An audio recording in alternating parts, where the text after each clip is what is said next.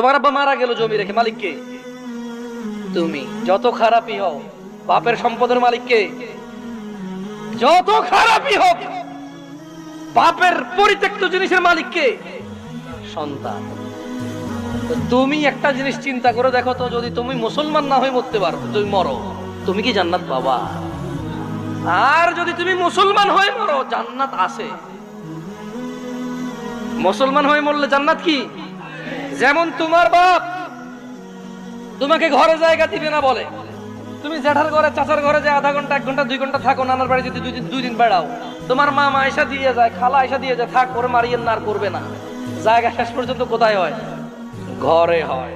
ওকে, তোমার মা বলছে তুই আজকে ঘরে, তোর খবর আছে। তোমার বয়স তখন মাত্র 11 বছর বা 12 বছর।